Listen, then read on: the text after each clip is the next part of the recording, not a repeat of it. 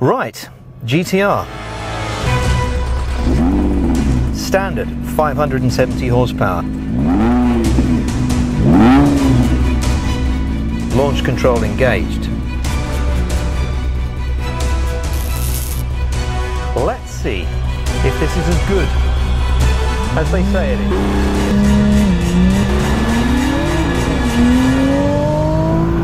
Whoa! Yes, it is.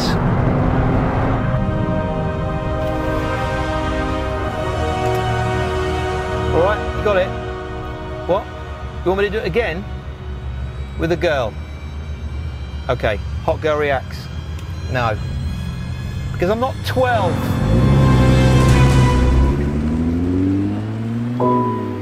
In this GTR film, unlike most of the ones you see on YouTube, there may not be any women in it. I can't promise an accident either. But what I can do is try and find out what this new one is actually like to live with. And more importantly, if and how you can afford to get one. After all, now might be the time because this one has had the most upgrades since it was launched. Most of this new stuff you'll already know because if you're a GTR car fan, chances are you'll know everything there is to know about cars because that is the law. And besides, it doesn't really matter what Nissan have done. You'll already have found 15 different ways to modify it, make it faster, give it more horsepower, I don't know, create more downforce. So we shouldn't really call this a review, we should call this a film about a black one. Now, although GTR experts will also know if this black one is one of the original colours or not, they might not know that despite it costing over £83,000, the average amount people pay per month for one is only between £700 and £900. And if my quote was right, you can insure one for as little as £800.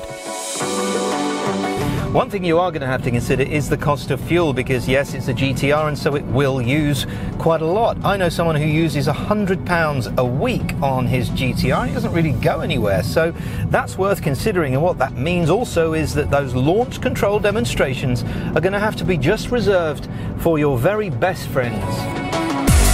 Whilst the 23 miles to the gallon I got was surprisingly respectable, it did feel like it was using more. That said, it was still less than I expected. There's good news about the tyres because they're only £260, so across a year you might only spend about £1,000 on those.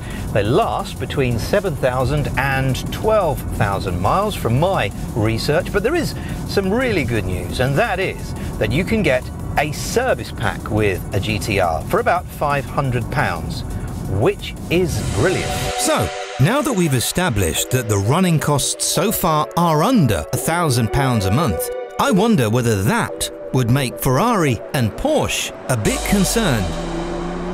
Yes, and even though they won't admit it, the GTR has been eating away at their market share for years, and the fact that this does an awful lot per pound, there's an awful lot of physics and performance per pound with this car, that probably makes them feel a little bit uncomfortable. And although they make amazing machines, I have yet to come across a car that is loved quite as much as this is. You see, people understand that a GTR is a statement of passion for motoring ingenuity, not a reflection of wealth or success. People tend to nod and wave at you when you're in a GTR, and it's a nice feeling having children dangerously lean out of car windows and point at your exhaust. People also give you respect. You can hear them saying things as you go past with the windows open, like, oh look, he's got a GTR. He's worked really hard, he has. Wow, look at him, he loves his cars. If you've got a Porsche or Ferrari, it's different. You can still hear them, but it's different. Yeah, he earns way too much. Banker. Time now for a practical demonstration of the manoeuvrability. Right. Which is not my favourite thing in this car because it's a bit Austin Powers. So we've got a reverse camera. Nice, plenty of feel in the steering. Oh my.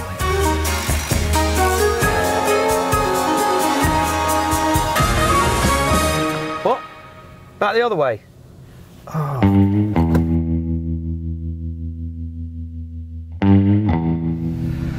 Okay, so we're now going to see actually how much fuel I've used this morning, and this is my own money, I'm just saying.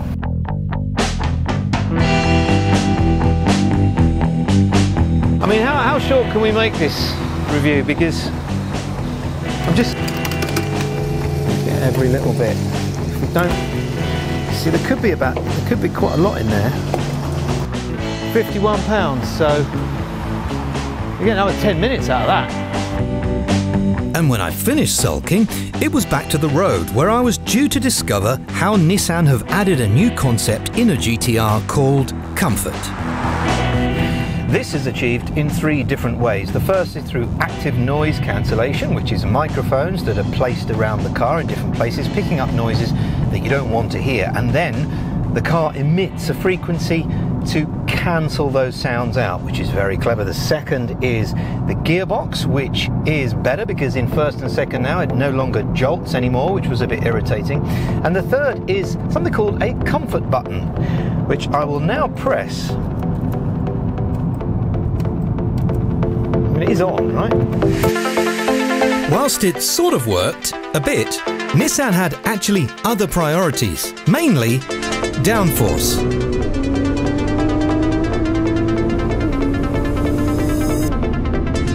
Now obviously I'm not going to explain downforce to you because you know all about downforce, but just in case your mum is watching, what it is where the wind or the airflow over the car is designed in such a way that it pushes down on the tyres, creating more grip. And that means you can go around corners like this at silly speeds.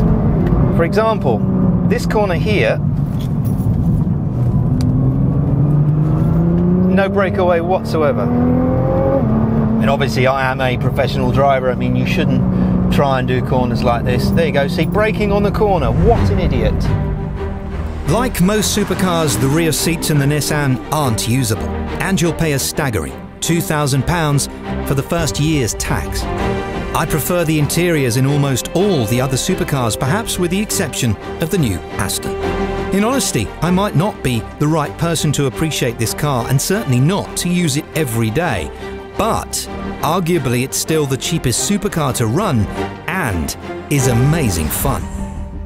Right, here are those figures I mentioned earlier on. I've done some calculations excluding devaluation, but everything else, so running it, petrol, servicing, tyres, buying it or leasing it. If you want to lease one, there's a link up there. And of course these figures are at the time of us filming this. But I came up with an equivalent daily hire fee for one of these for £60 and 8 pence. That's £2.50 an hour for all that joy.